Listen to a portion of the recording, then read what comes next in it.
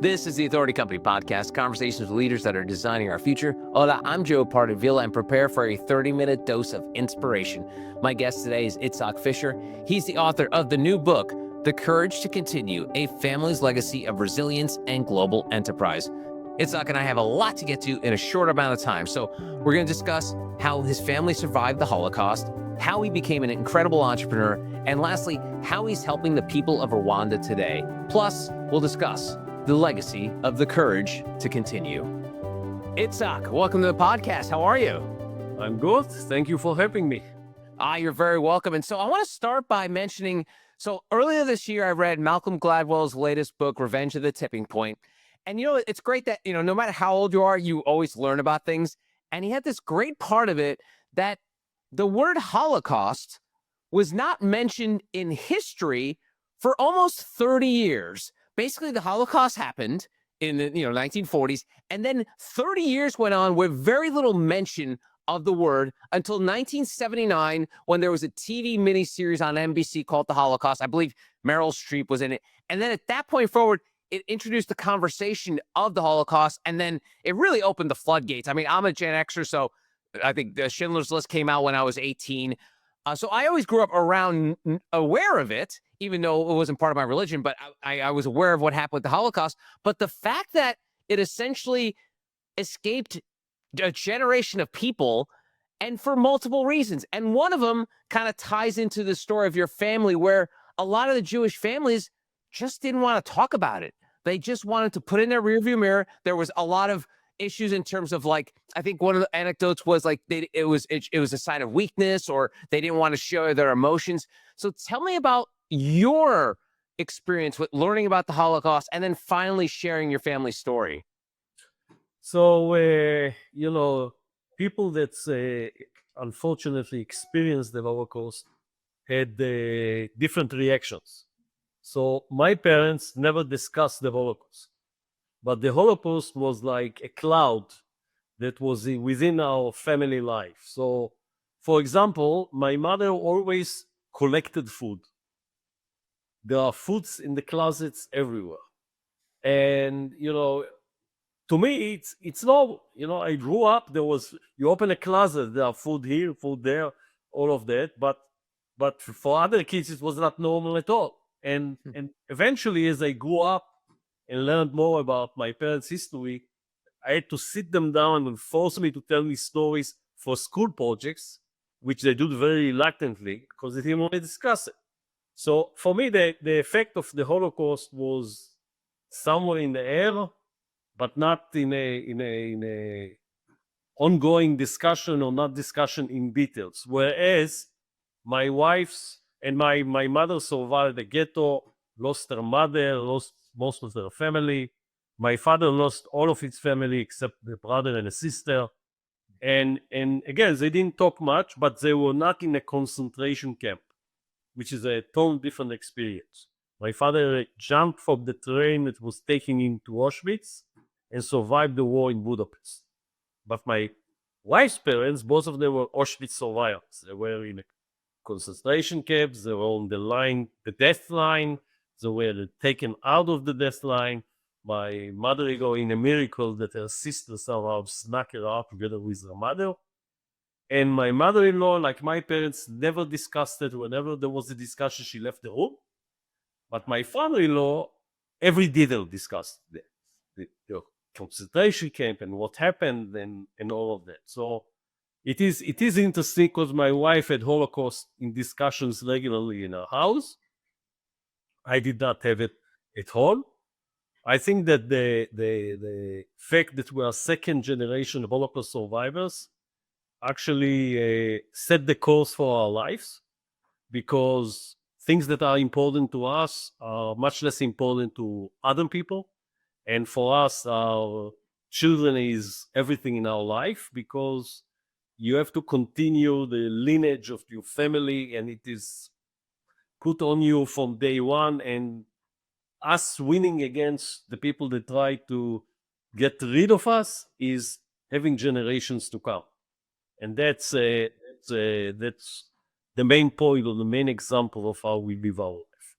Yeah, it's remarkable. And thank you for sharing that because it was interesting to read about it. And I can see, especially, I think we all, it's like we're all guilty of like every either generation or nationality or heritage is a monolith and they all think the same. And just like we are today, we have a million different diverging opinions on things. And so, because of the fact that it's one of those things where, the Jewish people, very prideful, they're like, let's we were starting over. Like, we don't want to go there. What did you feel like when you were talking to your parents that it was that they just wanted to put that behind them and not discuss it? Well, did you ever figure out where it came from in terms of why they decided not to share it with you until you started asking about it?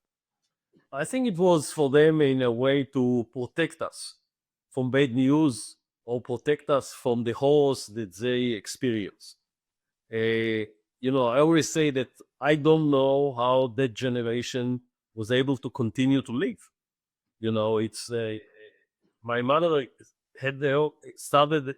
My mother's history is very amazing. She experienced the Holocaust when she was 13, and immediately after the war, she got married to my father when she was 17 years old. My father was 26, she was 17. And for her, like, she had to get out of, she had to start thinking about her own family and she had to create, her own path. And the funny thing is, we're in a depot, in a place in Germany where they collected all the Holocaust survivors, where she met my father, and that's where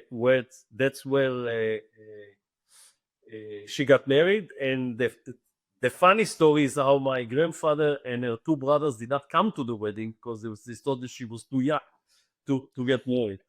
Eventually, my father was the best guy I could ever had. My this is part of my life story. My two uncles left for America, and my father was the guy that took care of my grandfather after all of this. But to answer your question, for them, it was a way to protect me and my sister from the horrors that they passed. They didn't want those horrors to affect our life and our path and the way we are thinking. But again, it was always in the air. It had to affect us.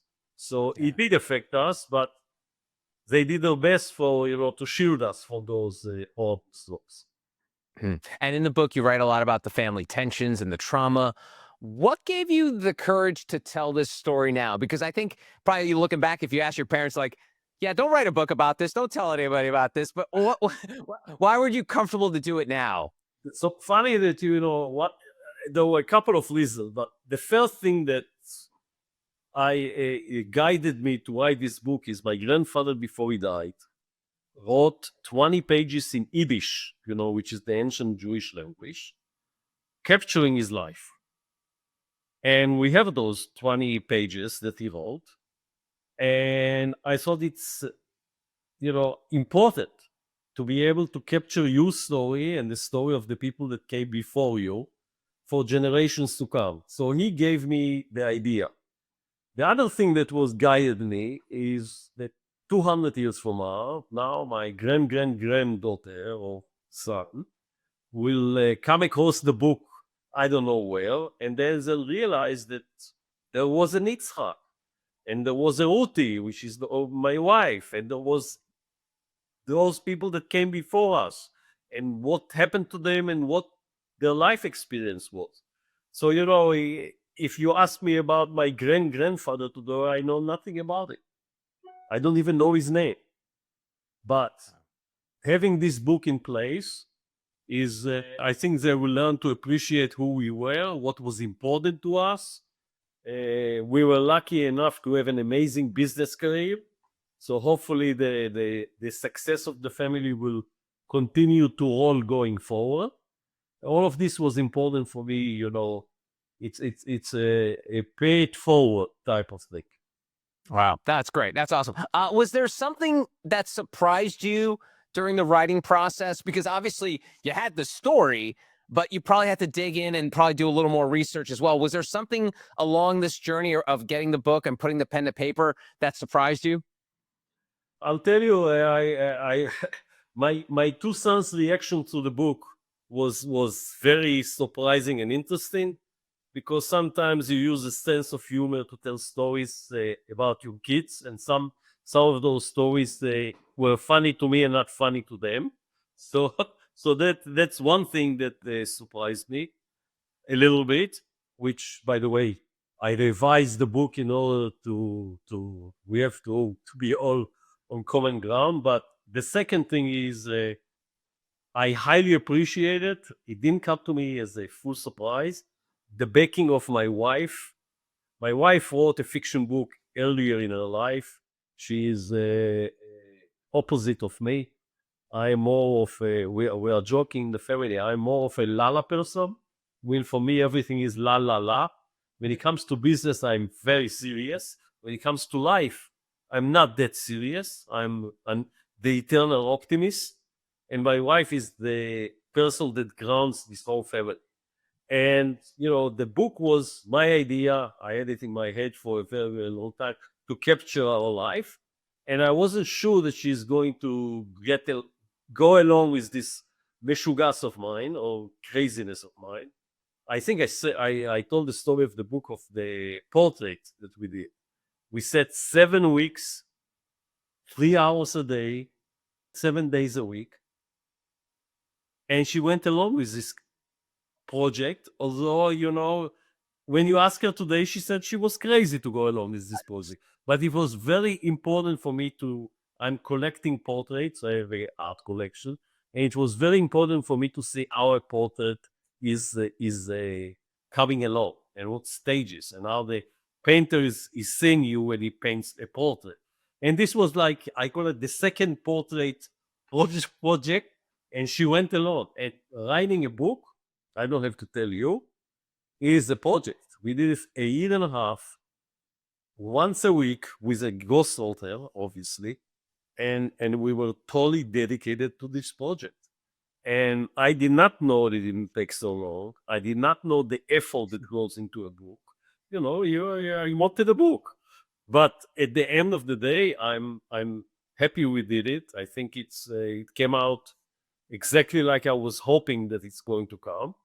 And like I said, I'm happy that now there is a document that tells people about who we are, where we are, our life experiences, and hopefully many people out there are going to be able to read this book and learn from our experiences for the good and for the bad.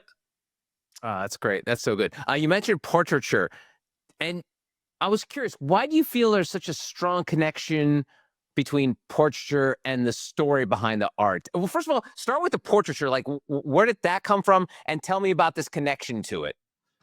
So first of all, some people like abstracts and some people like landscapes.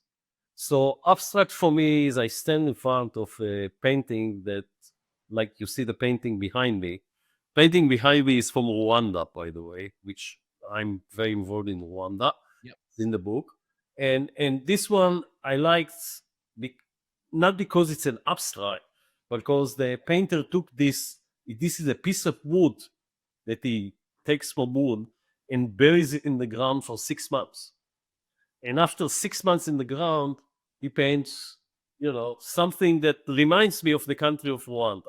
Wow. But in totally, objects don't stick to me because I don't get anything by looking at circles or lines or somebody's pouring a paint on the canvas.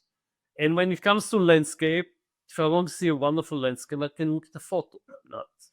Not, when it comes to, I like to be surrounded by people. So if you come to my living room, it's all portraits. I mean, big ones, small ones. And when you look at portraits, you see beyond the picture of the person. So, for example, I have a very famous painting by Mary Beth McKinsey, who is also in the Metropolitan Museum of Art. And she had MS.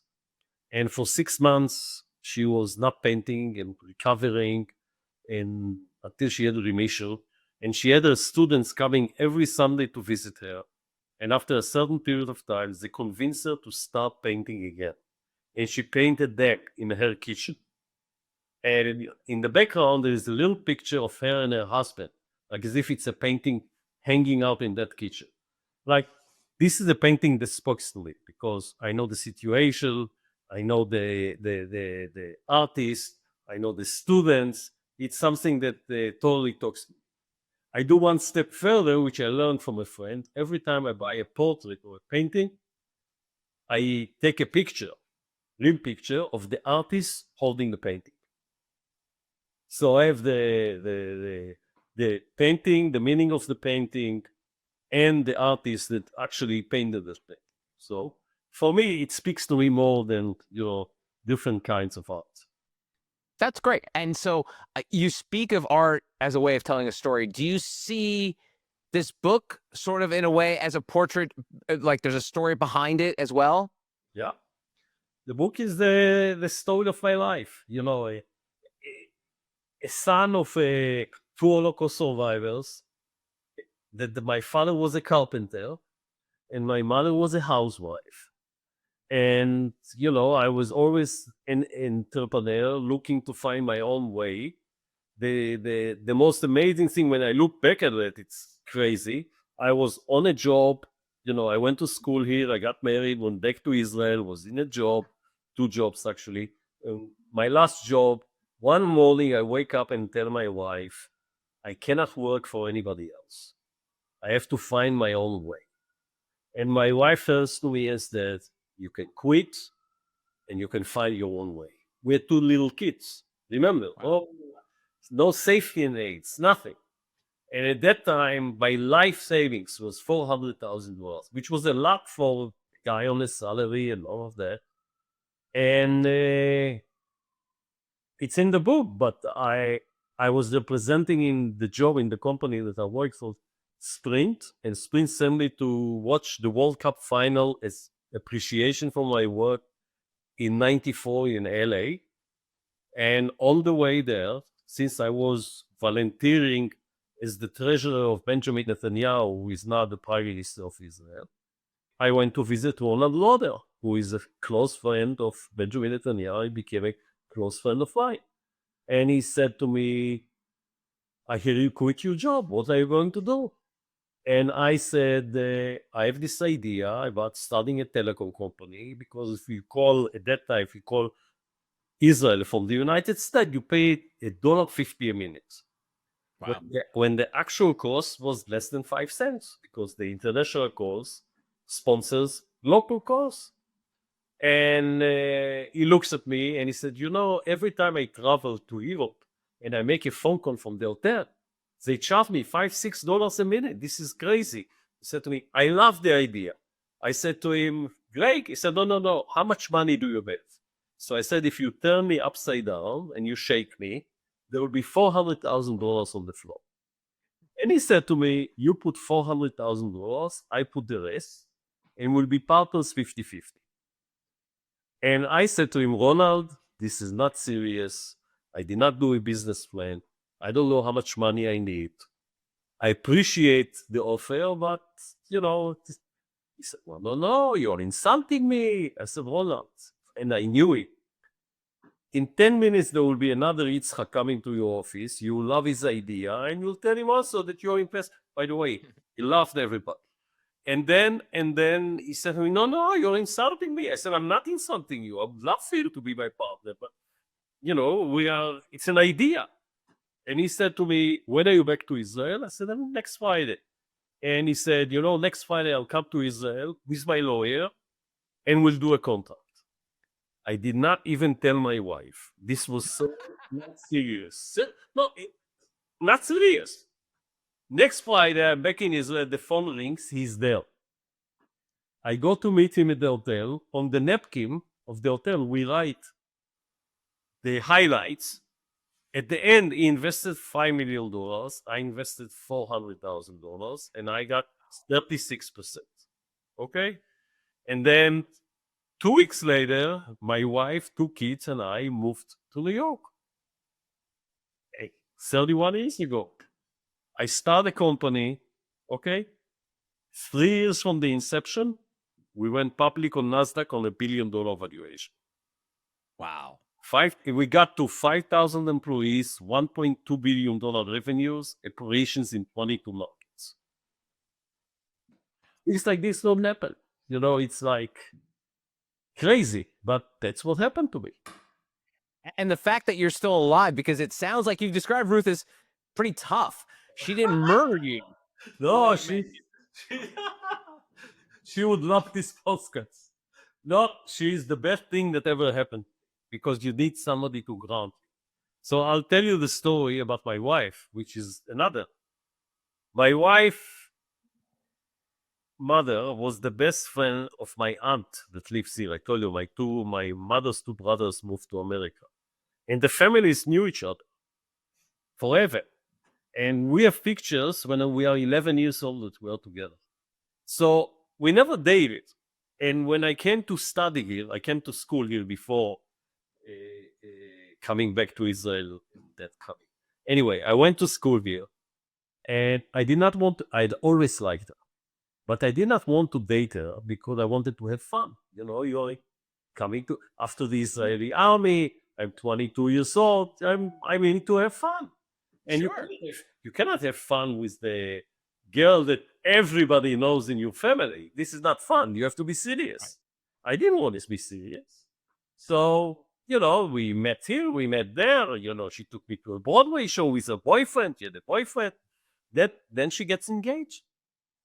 My aunt comes tell me that Ruti got engaged. And then I will never forget, I felt something like a missed opportunity. Okay? And then, like, a month later, she tells me Ruti broke the engagement. So I call Ruti and ask her for a date. And we dated for 2 months. And then I went to Israel for a month. And when I landed at the airport, I tell my wife, I tell my mother, I'm getting married. She said to me, can I call Ruti and the family? Everybody knows everybody. I said, no, she doesn't know yet. She said, are you insane? I said, no, we're getting married. And then I come back. So 3 months from the first day, I propose. 3 months. And 3 months later, we got married. Now, wait. So what happened to, fun, swinging, young, single Itzhak? What? Young swinging Itzhak had a year to fun and swing until, he had to get serious. Oh, that's awesome. That's great. That's great. All right. Well, you mentioned Rwanda, and I'd be remiss without asking about talk about your role at the Rwanda Development Board. Tell us how that happened, because first of all, you tell the story. It seems like a traditional immigrant story of like Israel, New York, building businesses. I get that, and then all of a sudden, Rwanda comes into the mix. Tell me about that. All right. So that's when I turned 60, I went on a safari for 4 countries. Went to Botswana, Tanzania, Rwanda, Zambia, with our best friends, Yosu and Vivian Ressler. They are the ones that pushed us to go to do this safari. And you go to Rwanda to climb on the mountains to see the gorillas. I don't know if you're familiar, but it's the best experience in the world to see gorillas in the nature. And when you land in a typical African country, it's very dirty. People are very poor. You see some things that are pretty tough. They try to isolate you by putting you into a wonderful safari that is totally, not in context with not in connection to the country. But when you land in Rwanda, and that's the real life experience, first when you land, it's sparkles clean. Every citizen in Rwanda goes once a month and cleans the streets. Sparkles clean. Nobody drinks, nobody smokes in the streets. When you land, the captain tells you that if you have any plastic bags, keep them on the plane. Like Africa, you're not accepted. And what happened is we land, and on the way to the hotel, my wife turns to me and says, you have to help this country. And when you ask her today, that's the going joke in the family. I didn't know that you'll take it that far. So what happened is we were there, we were totally impressed with the country, which is funny.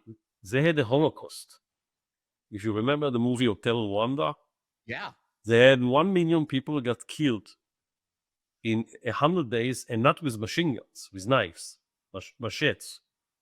So they had, and back to your first question of the podcast, they don't call it Holocaust.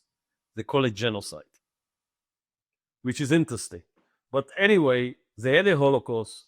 They're a landlocked country, surrounded by enemies. And when you hear the president speak, it's like I hear every leader in Israel when I grow up. We can count only on ourselves. We have to have a strong army. We have to be independent. When we really need somebody that will not come to our help, we have to trust ourselves, basically. And it ranked and the most, I will say, the friendliest country to Israel in Africa. So when I went through all those facts, I said, you know what, I would love to meet the president and see how I can go. And I have a very rich Rolodex. I mentioned I was the treasurer of Benjamin Netanyahu. I know a lot of people. And I arranged for a meeting with the president when he came for the UN session here in New York. And we come to a meeting, and I met presidents in my life, a lot of presidents in my life. And usually you get the 15 minutes, you take a picture, everybody happy. I sat for more than an hour. He had a folder of who I am. He knew exactly who I am. And he said, I would like you to come back as my guest and see how you can help the country. So I come, I meet anybody I would like to meet, government or non-government. Last meeting is with the president. And I told the president I'm going to come every 3 months and I'm going to bring foreign investors. And I did this for a year and nothing happened because in every country in Africa, they are used to people coming, talking, going, forgetting that they were there. And you know what? The local people forget they were there either. And the funny thing is I come every 3 months and the first thing they tell me, you're here again. So they are not used to somebody like coming. And I told the president the most precious thing for me is my time. And if I cannot make a difference, I would just not come anymore. And maybe I should come once a year. Let's stay friends. And I'll see what I can do. But coming every 3 months is just a waste of time. So he came out, he said, listen, I knew that you would feel this way. And I would like you to chair the Rwanda Development Board. And that's will make a big difference. So Rwanda Development Board, which was pretty sleepy before I came on board 9 years ago, is in charge of all foreign investments into the country, of all exports. There's no minister of tourism. It's in charge of all tourism in the country.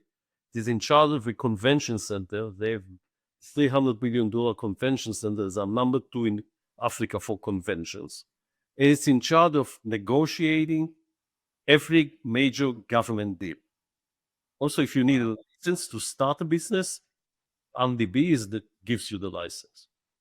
And I think I had a pretty good contribution into building this organization the right way, in the right board. Before me, the chairman of RDB was the former finance minister of Mauritius, as they did not have quarterly board meetings or not as arranged as they are now. Last year, we did over $700 million in tourism in Rwanda, over $1.2 billion for an investment. And as a gratitude for the good job, I think that I did at RDB, 2 years ago, I was nominated to be also the chairman of the Oil, Gas, and Mineral Authority.